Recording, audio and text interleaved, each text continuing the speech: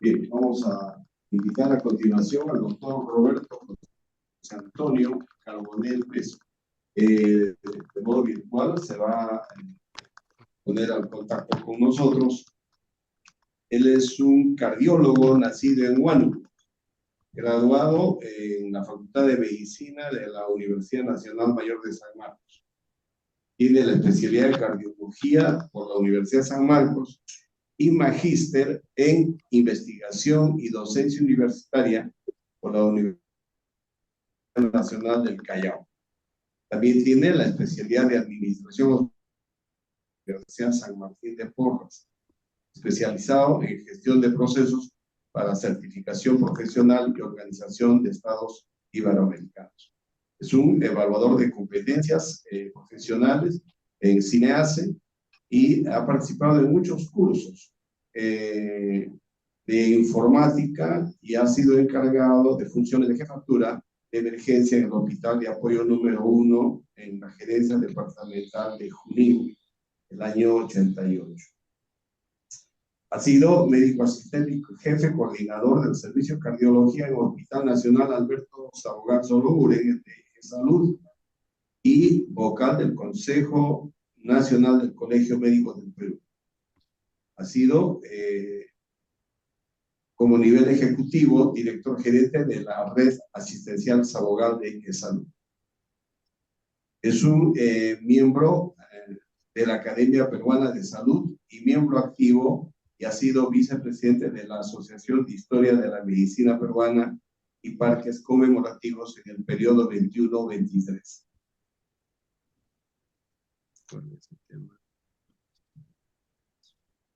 El doctor Roberto Carbonell va a ocuparse sobre historia del marcapaso. Doctor Carbonell, queda usted en el micrófono. Bien, tengan ustedes muy buenas tardes. ¿Se me escucha y se ve la imagen, por favor, ante todo? Sí, Bien, sí, doctor. gracias. Bien, quiero ante todo agradecer a la comisión organizadora de este quinto congreso, que en este caso lleva el epónimo del doctor Francisco Sánchez Moreno en nuestra mesa. Un epónimo reconocido a nivel nacional e internacional. En esta oportunidad voy a tocar el tema historia del marcapaso y esta historia de la terapia a través de marcapaso cardíaco debe considerarse pues en el marco más amplio del electrodiagnóstico y la electroterapia. Además, cabe observar que el desarrollo de la electroterapia generalmente precedió a la comprensión de lo que realmente ocurría dentro de nuestro organismo, en el cerebro, en el músculo esquelético y específicamente en el corazón. Es decir, primero comenzó a tratarse incluso a la prehistoria, la electricidad en los animales, incluso en los seres humanos. Y después fue a la inversa, ¿no? En que se aplicaba, se comenzó a usar estos equipos para el diagnóstico y más sofisticadamente y el propio tratamiento. Y hay que entender que nosotros pues somos seres eléctricos desde el punto de vista dentro del sistema nervioso central, ¿no? Periférico, porque tenemos sinapsis interneuronales que son activados a través de la actividad eléctrica neuronal y que van a ser transmitidos por los neurotransmisores, llevados a cabo por los neurotransmisores. Igual sucede en el músculo esquelético, sucede en el músculo cardíaco que tiene su propio sistema de conducción. También incluso podemos decirlo que es a nivel molecular, porque es ahí donde suceden los cambios electroquímicos, ¿no? Y con las valencias de los electrolitos, el intercambio de las proteínas, las enzimas, etcétera, también tienen carga eléctrica y producen una polaridad, una despolarización y luego una repolarización. Todo esto con la actividad, es decir, somos seres eléctricos. Y todo campo eléctrico, indudablemente también pues tiene un conductor. En nuestro cuerpo es un propio conductor, un volumen de conducción o un conductor de volumen, como lo dicen, ¿no? Los bioingenieros. Este, Esto es lo que voy a tocar el día de hoy. Y lo que quiero decirles es que el marcapaso es un dispositivo que sirve para estimular el corazón.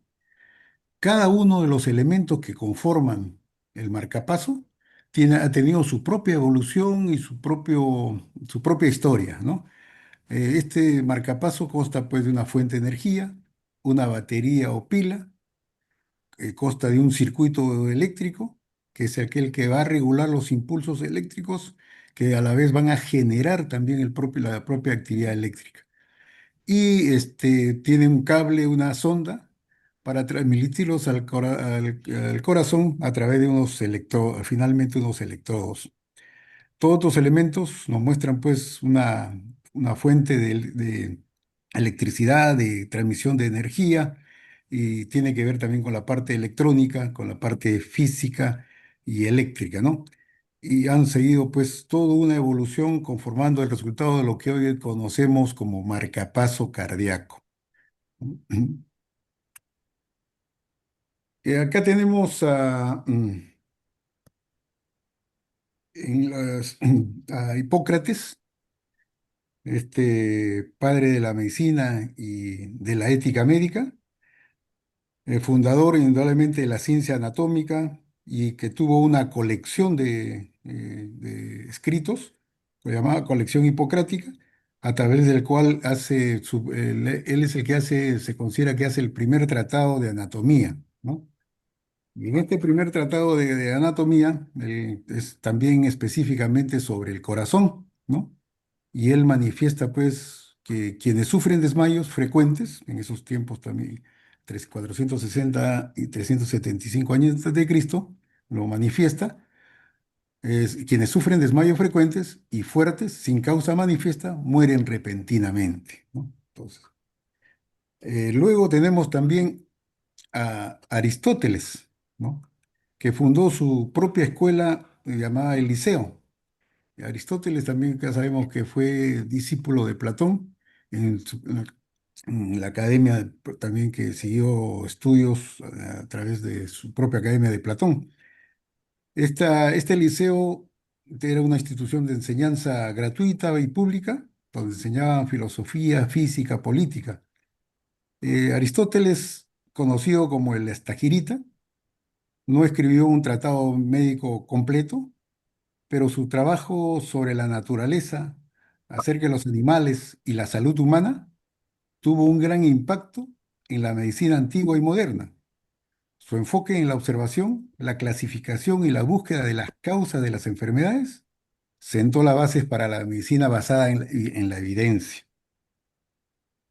Asimismo, ya nos acercamos más a nuestro tiempo, 280 años antes de Cristo, en la antigua China, Wang Shuwei, o llamado también Wang Xi, fue un médico chino que ejerció sobre el más o menos siglo III y fue discípulo de Shang Tsung Jin.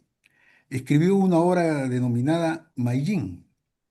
Es un libro clásico que trata sobre el pulso, en que desarrolla el estudio pues entonces de la esfigmología y la importancia que tiene en el diagnóstico de enfermedades, ¿no? Es la teoría del pulso.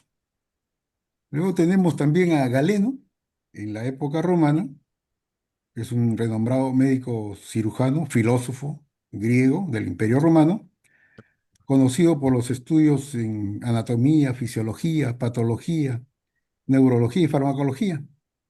Incluso la palabra galeno también lo usamos coloquialmente como sinónimo de médico, ¿no?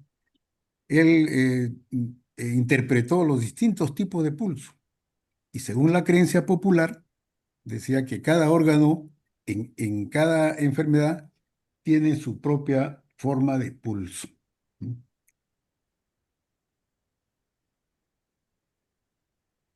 Ante los antiguos médicos romanos trataban a algunos pacientes que tenían diferentes tipos de dolores y gota aguda con rayos eléctricos. Y estos rayos eléctricos lo usaban juntamente con criaturas marinas, que son los que tienen algunos carga eléctrica. El más conocido que tenemos es la anguila eléctrica, ¿no? La que conocemos todos. Pero estos rayos eléctricos generalmente se encuentran en los peces cartilaginosos, con dos grandes órganos eléctricos en forma de riñón, por ejemplo, en cada lado de la cabeza, son capaces de generar fuertes descargas eléctricas y que se van administrando a voluntad, en estos casos de los animales, para disuadir a los depredadores o capturar presas. Pasan los años y en 1580, ¿no? Jerónimo Mercuriale, un filólogo, ¿no? Italiano, médico también, que estudió medicina en Bolonia, se recibió de médico en la Universidad de Padua, formuló el concepto de síncope y demostró su conexión con una frecuencia de pulso lenta, que en latín, al traducirse, dice, cuando el pulso es débil, siempre se debe esperar un síncope. Y en 1600, William Harvey reanimó el corazón de una paloma con un simple movimiento del dedo. Y fue este médico inglés, fue el primero en reconocer la plena circulación de la sangre dentro del cuerpo humano y proporcionar a su vez experimentos y argumentos para, para apoyar esta idea. Bueno, este médico Harvey también tuvo problemas de gota, cálculos renales y insomnio, ¿no? Finalmente. Y falleció de un derrame cerebral. Pero conforme pasan los años, ya en 1640 comienzan, se considera la época temprana de la electroterapia, y donde se comienza a especular sobre la naturaleza bioeléctrica del sistema cardiovascular, ¿no? Todavía no se tenía conocimiento de todo el sistema eléctrico cardíaco. En 1713 ya, mientras se estudiaba la anatomía y la fisiología del corazón, otros comenzaron a analizar el pulso periférico, que es la expresión mecánica de la actividad cardíaca, ¿no? En 1713, Michael Bernard Valentini, ¿no? Es un apellido en realidad latinizado, porque el apellido original es Belten, ¿no? Que nació en la ciudad alemana, fue un alemán, ¿no? Nacido en Gießen.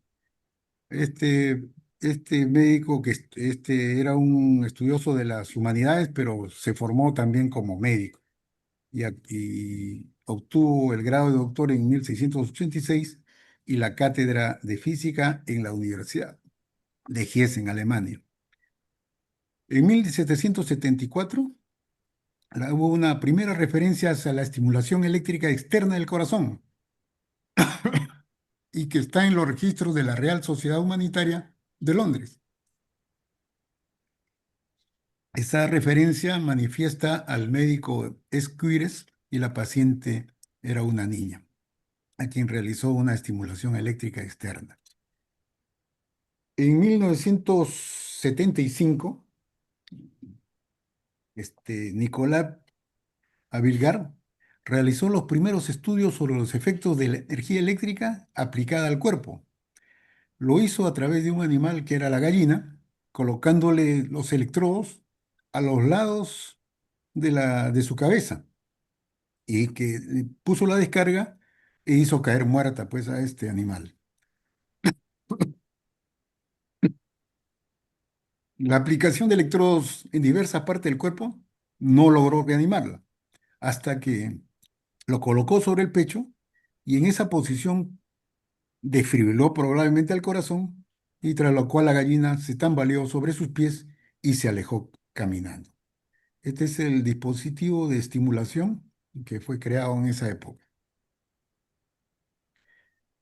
En 1791, Luigi Galvani, médico, científico natural de Italia, eh, anunció pues que la electricidad era inherente al tejido orgánico. Publicó los hallazgos experimentales de los fenómenos eléctricos en los músculos y en el corazón de una rana, que fue una contribución realmente fundamental a la electrofisiología cardíaca moderna. Moderna. Esta tenemos las imágenes del estimulador nervioso electrostático de Galvani y tenemos la pinza de Galvani que eran con unos metales para estimulación de las ancas de la rana. Galvani en 1780, con una rana desollada, se estaba próximo a una máquina electrostática y que bastó con producir chispas en esta y tocar los nervios crurales del batracio con un bisturí, con un escalpelo, para que sus patas se contraigan. Y en el año siguiente, dice, con una rana en una mesa durante una tronada, una noche de truenos, y observó que cuando el nervio ciático de la rana entraba en contacto con el bisturí, se había cargado eléctricamente. Los músculos de la rana en esos momentos realizaban una brusca contracción. En otra ocasión, nota que estas sacudidas del anca de la rana es cuando también toca un escalpelo de metal, sin haber noche de tronada, ¿no? Galvani también utiliza pues, ganchos de latón para colgar las ranas, disecadas en una barandilla de hierro, y fue observando que sus músculos de estas ranas se contraían cuando las ranas tocaban el hierro. Y en esa ocasión ocurría que no había pues truenos y sacó la conclusión que el movimiento muscular era causado por un fluido eléctrico que discurría desde los nervios a los músculos. En 1791 reproduce con éxito la misma experiencia sobre el corazón. La estimulación eléctrica del corazón de la rana produce la contracción del músculo cardíaco. Esto hace que Galvani envíe una copia de su artículo a su amigo, porque era su amigo, el profesor de física Alejandro Volta, en la Universidad de Pavia. Y al inicio lo consideró como un excelente trabajo, pero no tardó, sin embargo, a cuestionar la validez de las conclusiones, no del experimento, sino de las conclusiones en sí. Eh, Pasa los años y 1796, Richard Fowler, perdón, utiliza la terapia eléctrica en reanimación. Utiliza una corriente galvánica al corazón de una rana que se encontraba en asistolia y le produce una contracción normal. En 1798 en Breja se realiza la estimulación eléctrica del corazón en personas ajusticiadas, ¿no? En aquellas personas que eran guillotinadas. Aunque la guillotina es un invento que se remonta al siglo XIII, es un médico también, el doctor Guillotín, que lo inventa. Y lo inventa justamente para que el ejecutado no sufra durante mucho tiempo y su muerte sea lo más rápido, ¿no? Eh, Era, según él, mucho más compasiva con el reo. Gracias a ello, la decapitación deja el cuerpo en buen estado y podía ser útil en los estudios que sobre ellos se efectuaban. Lo dice también el autor en el que nos basamos. En este sentido, la Revolución Francesa fue, con perdón, dice, una excelente fuente de suministro de material de experimentación. En 1800 ya, habiendo recibido la carta de su amigo Luigi Galvini, el físico italiano Alejandro Volta demostró que la corriente eléctrica podría producirse mediante el contacto de metales de diferentes tipos de metal. Ideó la primera batería eléctrica para estimulación tanto de bajo voltaje y de alta corriente. Se llamó la pía voltaica. Y por primera vez, la electricidad podía producirse por medios distintos a las máquinas electrostáticas. También este Alejandro Volta fue el que le dio pues, este nombre a las unidades físicas basadas básicas de electricidad, el voltio, que es una unidad de fuerza electromotriz. Para comprender más el sistema de conducción cardíaco, eso tiene también su propia historia, su propia evolución. A partir que William Harvey en el siglo XVI describe la circulación sanguínea, incluye el corazón como una bomba expelente. Y en el siglo XIX, His, ¿no? En 1893 describe una porción del sistema de conducción que es el haz de His, que también transmite los impulsos eléctricos desde las aurículas a los ventrículos. Otro investigador, Tawara, en 1906, clarificó el haz de His y demostró cuál era su real papel en la conducción cardíaca. Asimismo, Katie Flack eh, también demostraron, describieron que el nodo sinusal o nodo sinoauricular es el que lleva el paso, el ritmo del corazón, ¿no? Es aquel que tiene la capacidad de generar su propia actividad eléctrica, ¿no? Que son formadas por las llamadas fibras P mayúscula, ¿no? Por el término de pacemaker, ¿no? Y lo hizo en 1906. Al nódulo sinusal también se le conoce como el nombre de Katie Flack. Y el otro nódulo a la cual están unidos el sistema de conducción a través de los fascículos, toma el nombre de Aschoff-Tawara por los investigadores que lo describieron, ¿no? En el siglo XX, el inglés Lewis, perdón, no, en 1910 demostró que el punto de inicio de excitación cardíaca se encontraba pues en el nódulo sinoauricular.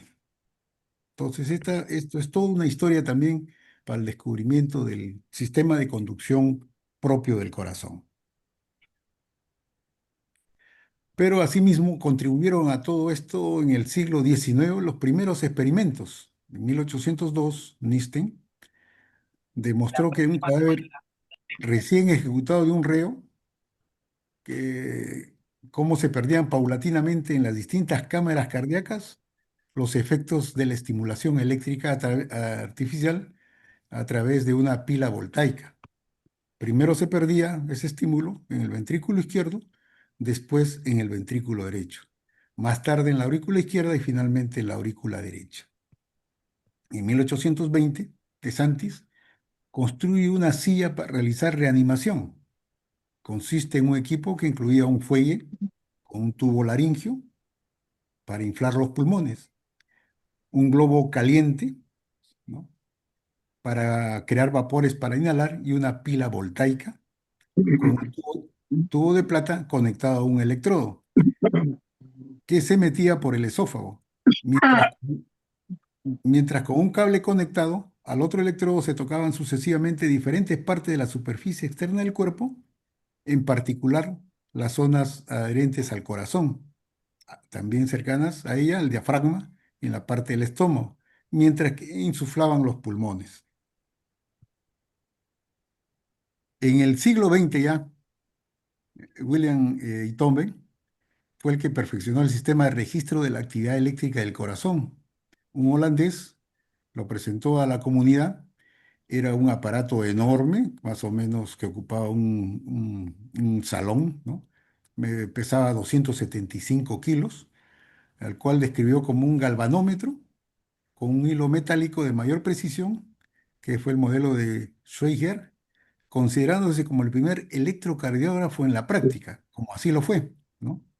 Este invento del electrocardiógrafo le valió el premio Nobel en 1924 y es pues hasta ahora uno de los más importantes avances dentro de la cardiología. Y dicho sea de paso, bueno, eh, ahora pues hay electrocardiógrafos que prácticamente ni siquiera pesan 14 kilos, pesan menos de un kilo, ¿no? Y que pueden medir la actividad eléctrica normal y anormal del corazón, colocando solamente electrodos que capten la actividad eléctrica propia del corazón, ¿no? Eh, y el primer registro exacto del electrocardiograma se desarrolló, fue el inicio también para usarlo dentro del marcapaso, ¿no? Fue un hallazgo notable. Es necesario mencionar también que Beethoven hizo la primera el electrocardiograma a distancia, por vía telefónica, ya que estos equipos no se podían trasladar de un sitio a otro.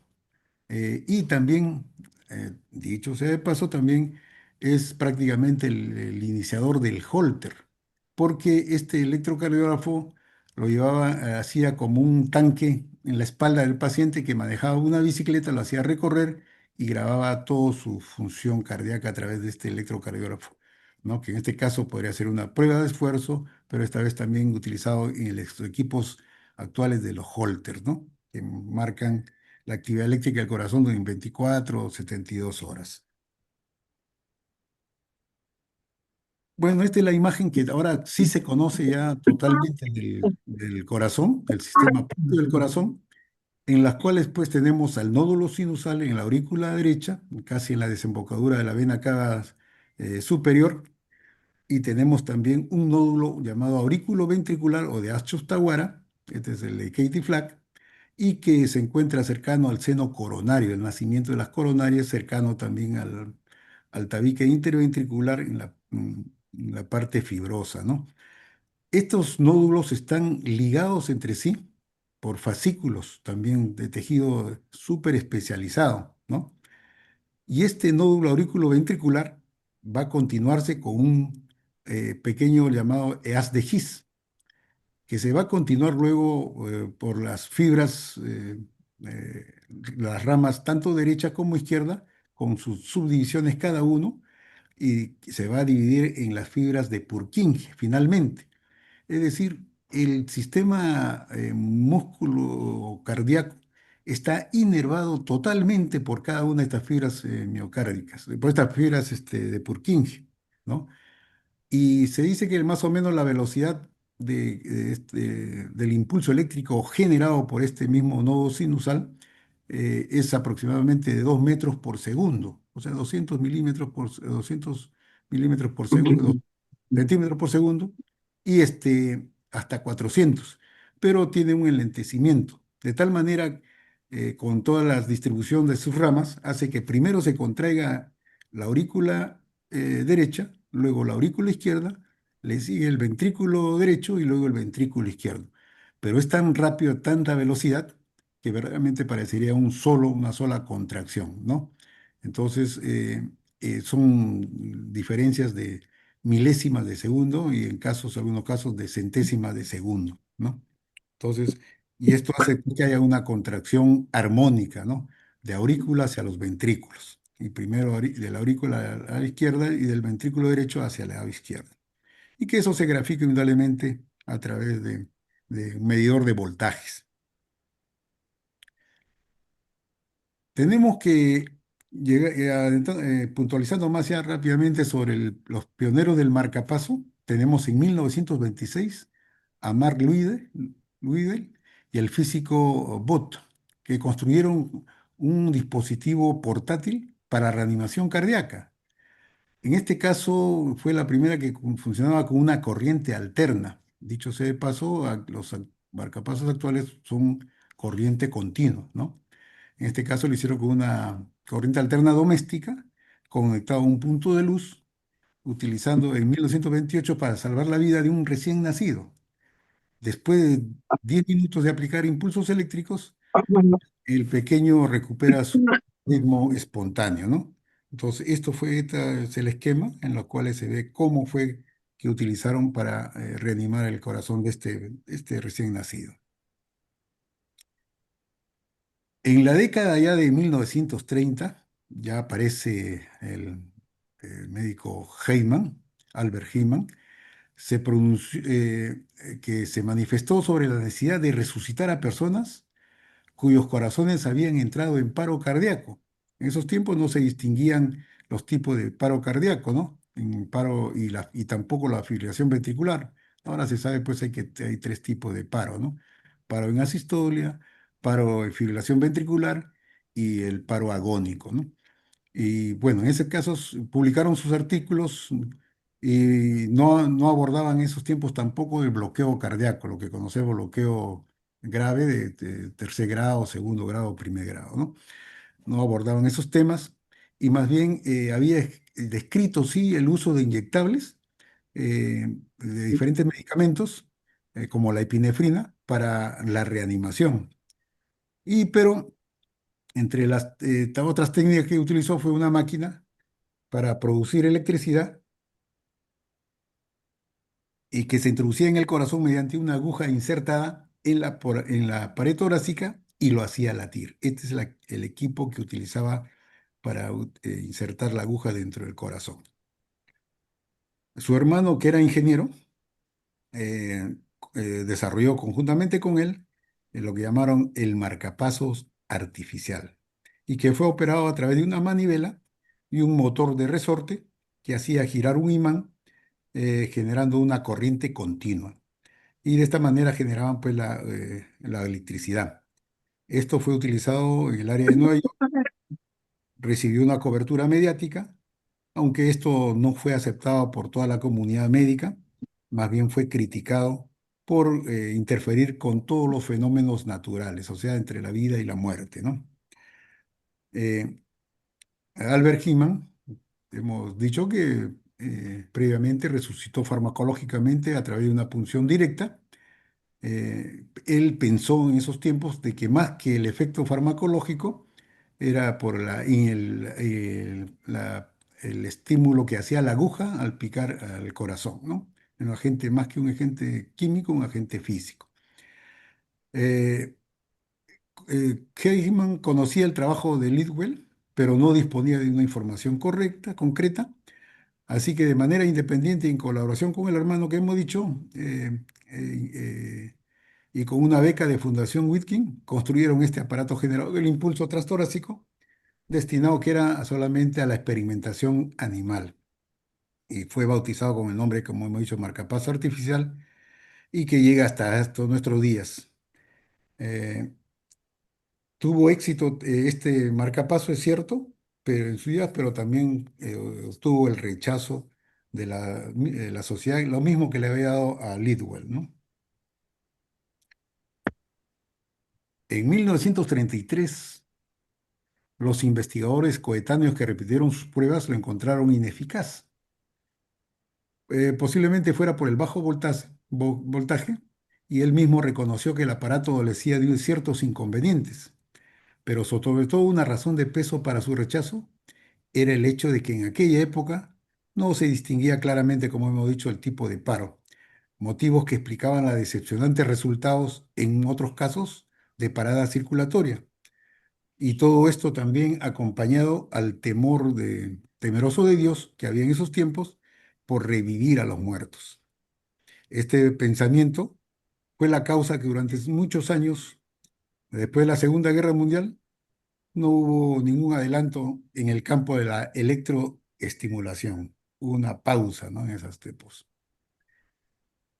Pero sus experimentos en animales hace que utilice este marcapasos 43 veces con resultados satisfactorios en 14 oportunidades. Eh, Incluso en 1933 obtuvo pues una vida artificial a un perro durante 45 minutos con esta estimulación eléctrica. Y fue hasta 1942 que presentó un trabajo acerca del uso de este marcapaso a corto plazo, sin lugar a dudas, en las llamadas crisis de Stokes-Adams, en lo que son los procesos de síncope, ¿no? Según Heeman, el aparato debía reunir las siguientes características. Debe tener una fuente de corriente eléctrica, una batería, debe haber un mecanismo interruptor, un circuito de pulsos, debe haber un controlador del tiempo y un control de la duración del impulso eléctrico. Además de esto, una aguja adecuada para estimular la aurícula derecha. Entonces ya iba especificando un poco más los experimentos. Este aparato decía también él que debería ser portátil porque debía ser cargado por el médico en su maletín para ser utilizado en cualquier momento y en cualquier circunstancia. Ya en la década de 1940 aparece pues no solamente pues el que capta la actividad eléctrica del corazón y da un estímulo, sino también aparece el desfibrilador, el desfibrilador de Hooke, ¿no? En 1949, Wilfred Bigelow, médico de la Universidad de Toronto, y con su aprendiz Callaghan, consiguieron a desarrollar la hipotermia para reducir el metabolismo y para la producción de bradicardia, durante el cual se pudo hacer los procedimientos intracardíacos, es lo que algo mencionaba el doctor Hidalgo acerca de la hipotermia para poder intervenir el corazón. Bueno, dijo más o menos, acá lo que decía la literatura es que a una temperatura de 21 grados centígrados comenzaron a hacer este tipo para producir asistolia. La contracción cardíaca no se podía restaurar con suficiente rapidez cuando se encontraba en la sistolia y pusieron a recalentar el cuerpo, por lo que se comenzó la experimentación recién con la estimulación del nódulo sinusal o nódulo sinoatrial. Este ingeniero Hobbs fue asignado también a un consejo de investigación en Canadá y fue el que diseñó el primer electrodo de catéter para la estimulación cardíaca, introduciéndolo a través de la vena yugular derecha de un animal de experimentación y fue operado con marcapasos externos por un tubo vacío. Y con esta estimulación auricular se logró fácilmente el control de la frecuencia cardíaca. Aquí está reproducido entonces el marcapaso desfibrilador original. Es un modelo funcional que duplica el circuito Hobbs, ¿no? 1945, conocido como la época negra, ¿no? De Ludwig Emery Hartke, cirujano renombrado que nació en los Estados Unidos, diplomado en la Facultad de la Universidad de Harvard, con formación postdoctoral en Londres. Fue destacado a Londres, ¿no? Y también destacado a Europa en general, a Francia, perdón, donde sirve al cuerpo médico de las Fuerzas Armadas Americanas.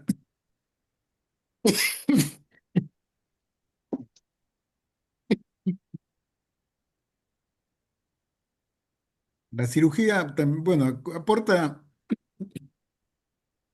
cosas positivas. La cirugía de guerra hace que se pierda el miedo a tocar el corazón. Pero técnicas agresivas dentro del corazón son pues factibles. No manifiestan que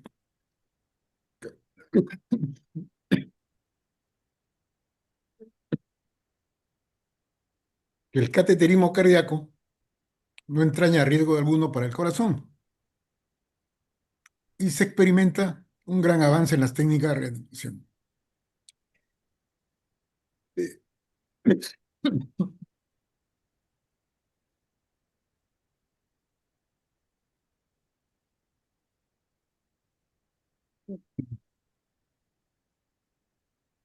Perdón, ¿no? Un corazón que no late no significa necesariamente que esté muerto. Y también manifiesta que los ventrículos solo pueden reaccionar con impulsos eléctricos.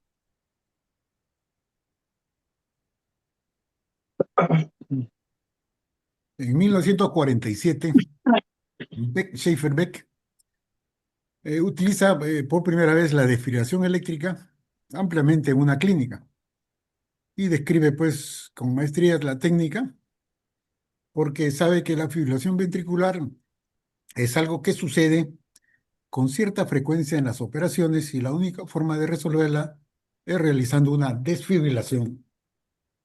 Antes de intentar conseguir un ritmo normal, el corazón tiene que ser abordado y masajeado. En esos tiempos se inyectaban procaína intracardíaca y seguir con el masaje para que la droga se distribuya por el miocardio.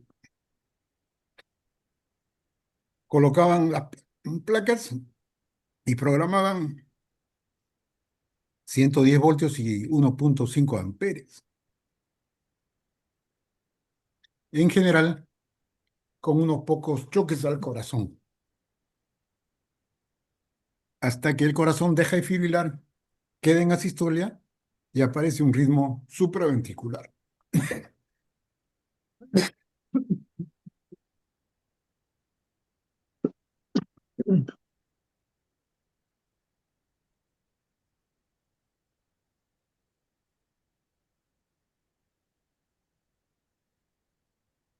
Para el cual también el masaje de- debe continuar, ¿no?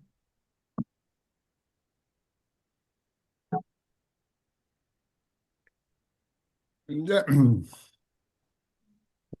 la década de 1950 aparece el marcapaso Sol. Este médico comienza a trabajar en un marcapaso ya externo, que debía estimular el corazón a través del tórax cerrado. El marcapaso funcionaba con corriente de línea y producía aproximadamente 50 voltios. Y eso fue controlado a través de un panel frontal. Los electrodos eran discos metálicos de 1 pulgada de diámetro, colocados al lado derecho e izquierdo del tórax, sujetos por una correa de goma y haciendo contacto a través de una gelatina de electrodo conductora. En 1952 se publican los primeros artículos relacionados con los marcapasos y revolucionaron también el concepto de la reanimación del paciente con bloqueo cardíaco y asistolia.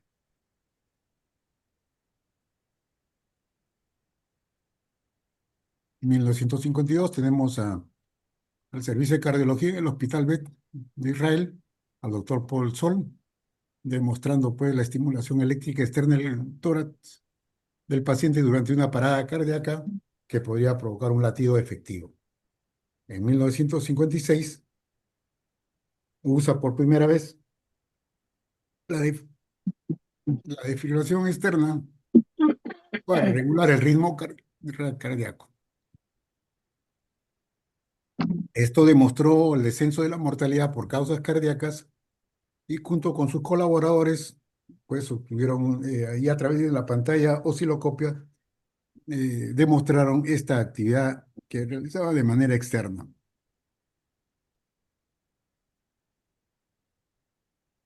En 1960 ya el doctor Sol descubre que la cardioversión eléctrica externa es eficaz para interrumpir las arritmias, en este caso la taquicardia supraventricular y la taquicardia ventricular. Se extiende el uso de esta intervención en el tratamiento de arritmias y se comprueba que es más seguro que administrar grandes dosis de agentes antiarrítmicos.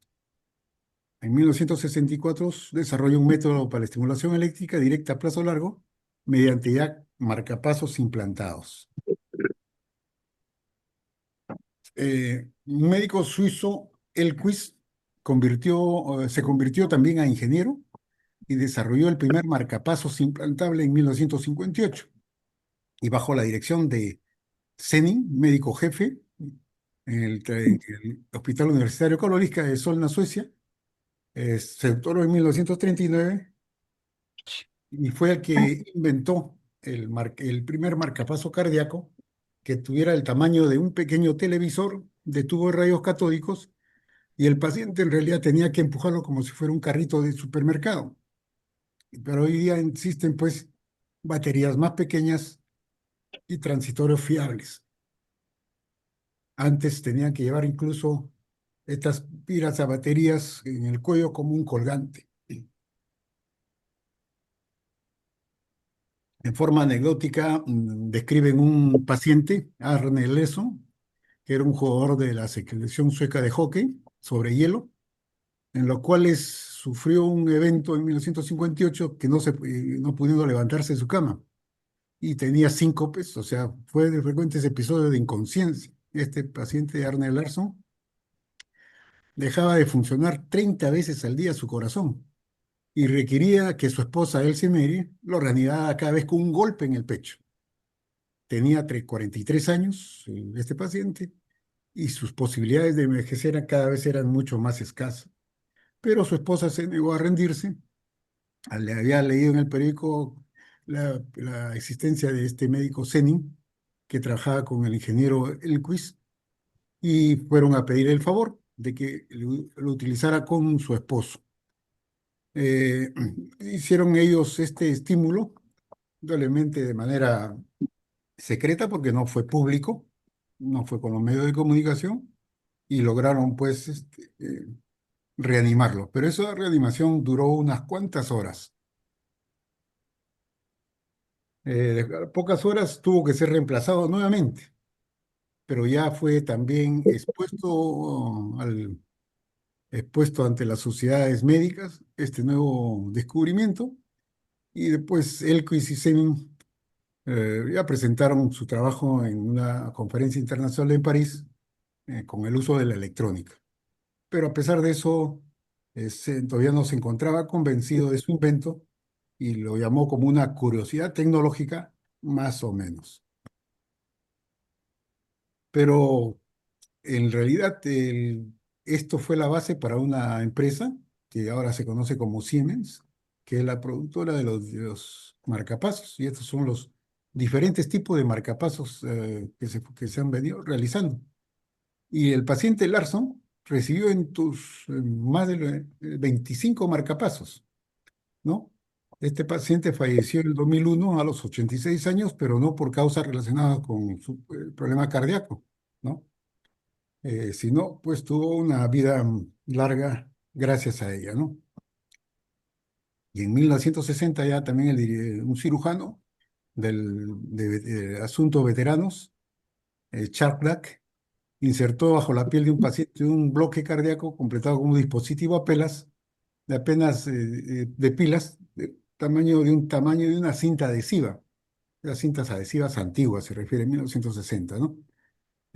Y puso ahí el mecanismo de circuitos para ayudar al corazón a mantener su ritmo cardíaco. Utilizó pilas, en este caso de mercurio y zinc, y fueron los primeros generadores de los pulsos. Mientras que otros investigadores habían creado marcapasos internos, el que revolucionó indudablemente fue el de Chapdak, era implantable y que tenía su propia batería. Y de esta manera, Charles Bach y en 1958 contribuyeron pues a que otro ingeniero y otros médicos, el equipo del doctor Charles Bach, centraran su investigación en este equipo. Y lo hacían de tal manera que la llamaron el grupo Pajarito. Este grupo, el equipo de Pajarito, de la Pajarita, perdón, la llamaban porque usaban pues, las corbatas Mitch, que en esos tiempos se conocían como pajaritas. Y implantaron los primeros marcapasos de propulsión nuclear en pacientes del Hospital Veterano de Buffalo. Fue también el pionero en el uso de células de yodo de litio de larga duración como fuente de marcapaso. Eh, Luego, ya y para ir concluyendo, fue el primero, Sherman Furman, el reconocer la utilidad de estudiar el corazón endocárdicamente, lo que en última instancia condujo al desarrollo de una disciplina completamente nueva de electrofisiología cardíaca. Parece la electrofisiología. Eh, y demostraron que los pilas anteriores, que el mercurio y zinc, van a ir finalmente destruían los circuitos de los marcapasos. Y por esa razón, el anterior descubrimiento con litio lo hizo mucho más constante. Es decir, cambió, se ideó también una forma de catéter, ¿no? Que iban al ventrículo derecho por vía intravenosa. Y de esta manera se fueron consiguiendo los diferentes tipos de marcapasos, ¿no? Que eran principalmente aparatos implantables, utilizan la vía transvenosa, captan la capacidad que tiene el marcapaso es detectar la actividad eléctrica del corazón y tiene señales y esas son las ondas a través de los electrodos que lo introducen por vía venosa, ¿no? Y lo hicieron también con el conocimiento y la detección de los rayos X. Este es un marcapaso actual comparado con el marcapaso antiguo que antes existía. Ahora son cada vez mucho más pequeños, ¿no? O incluso pesaban antes 120 gramos y duraban solamente 3 años, tenían 3 años de vida, tamaño de una caja de cerillos de fósforo, ¿no? Ahora cada vez miden menos, 42 a 51 milímetros, y no pesan más que 24 a 26 gramos. Las pilas de zinc y mercurio fueron cambiando hacia yodo y litio, y que tienen una longevidad más o menos de 6 a 10 años. El circuito electrónico están herméticamente cerrados, y la batería también encapsulada en una parte metálica de titanio y que se coloca debajo de un bolsillo, debajo de la piel. De esta manera, pues, se logra estimular al corazón, ¿no? Simulando el propio sistema propio que tiene el corazón. Hay marcapasos, vamos a ir avanzando rápidamente, porque marcapasos que son funcionales y que van a estimular uno a una sola aurícula, o pueden estimular el ventrículo o a dos cámaras cardíacas, ¿no? O es muy raro que sean pues de varios cables, ¿no? Generalmente son tres venosos, generador de impulsos, cables y electrodos. Estos son las diferentes que hemos mencionado, los diferentes tipos de marcapasos, unicameral, bicamerales, y hay aquellos que incluso pues, pueden ser hasta de tres cámaras, ¿no? Pero ahora existe, lo último, ya existe el marcapaso inalámbrico, que se colocan solamente dentro del ventrículo derecho. Y lo hacen a través también de este tamaño de una píldora grande, genera este marcapaso inalámbrico, genera su propio impulso, capta también la actividad eléctrica del propio corazón y a través de un tubo, de un catéter, se ubica dentro del ventrículo derecho. No se necesita una cirugía abierta, y a través del ventrículo derecho envía pues las señales eléctricas, ¿no? Para que el corazón siga latiendo. Exactamente. Hay marcapasos sin claves, ahora se está experimentando con energía y mayor duración, buscando la longevidad del dispositivo aún más y tratando de mejorar la calidad de vida del paciente. Hay marcapasos temporales disolubles que una vez cumplida su función se disuelven. Entonces, esto es el futuro, la tendencia, la evolución de acuerdo a avances científicos, ¿no? Del corazón.